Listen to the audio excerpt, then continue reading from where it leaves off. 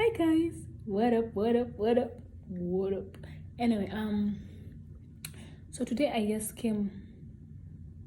I've been thinking, so I'm sharing my thoughts here, and what I was thinking about is really this is a broad topic. It's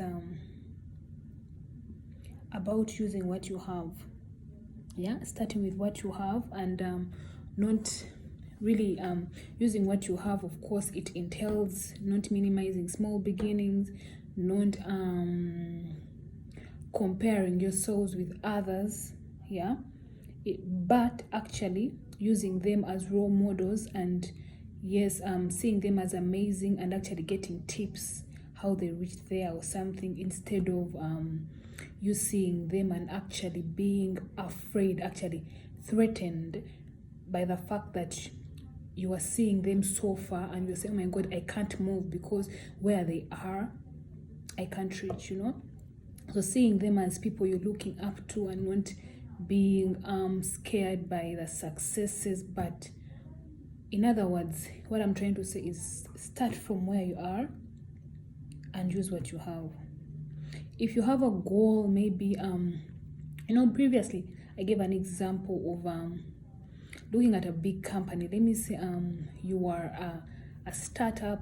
I just gave a company, a context of a company, but also a startup, and then you're looking to be, for example, a big company, and you're looking at that company where you are dealing, and then they have started using technology, fintech stuff, everything they started using, and for you, you really don't even have a machine, but you forget that you being discouraged by them having that is not radical, it's not even sensible.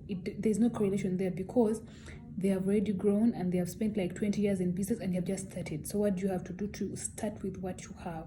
And I was giving it I want to give another example of school or people in school or something like that. Yeah, how you sit in class or something like that, and really you have an answer, you have a contribution, but because you have downplayed yourself because of what you think that you don't have that other people have, because you have used your visual insights to think that what you are going to say is not significant, is not valuable. So what are you going to do? Because maybe one time you put up your hand and then your answer was wrong, instead of actually proceeding like that, because that day when you put up your hand and your answer was wrong, actually you never forgot that day, and I'm sure so the answer they gave that day, you didn't forget it because you still remember that day. So that's the same attitude actually you go with in class. Like, instead of downplaying yourself and you be like, oh my god, let me just keep quiet and leave the wise ones to talk. They are wise, but equally you are too. They have the boldness to do what they are doing. Gather up your boldness, say what you have to say it. If it's wrong, even the better. Guess what? You'll be corrected and you will go in another direction because now you have opened up your mind to learn even more. And if it's correct, then good. But do not be stopped or diminished because of what you think you don't have, that you think the whole area where you are, everyone has. You get? And when I was thinking about this part, it reminded me of the story of the people who had the talents. Their master gave them talents. He gave them some 5, some 1 2, 1 5, 1 2, and 1 1. Yeah. And when I looked at this parable, which was in the Bible, actually I saw it from another perspective this time. I put myself in the shoes of the master, and I'm like, if I had talents and these talents were mine, and I know that I'm just giving them, yeah, and then either way they have to give them back to me for evaluation after. When I'm giving them, the fact that I know they have to give me, I give those ones I trust. Actually, to me, it wasn't even about the numbers. Yeah. The thing is, if the master gives you 5, if I gave them 5, 2, 1, that means the master who gave them knew the capability each one had. In the aspect of God, he knew what he put in you, and in the fullness of what he put in you, he said that because of what I've put in you, 1 is enough, and 1. And if you use 1 to the maximum, trust me, you will be content if you look at him as the overall. Yeah, you'll be content instead of looking at your neighbor who has 2. You don't even know the capabilities your neighbor has. So being content in who you are, using what you have to the fullest. Do not admire the 5. You haven't even used the 1. You're admiring someone's food on the plate, but you haven't even touched yours, you know? So that's like a small example. And then, of course, that one he gave 5. He never trusted him more or less. He just knew the capability which was in him. He put in him for the 5. And if you realize, like when I was doing my, this is Mabel. When I was doing my Mabel math, it just so happens that when I divided 5 by 5, because the master gave him 5 and he needs a accountability of the 5. 5 by 5, divide by 5, 1. 2 divided by 2, 1. 1 divided by 1, 1. So in other words, it's 1.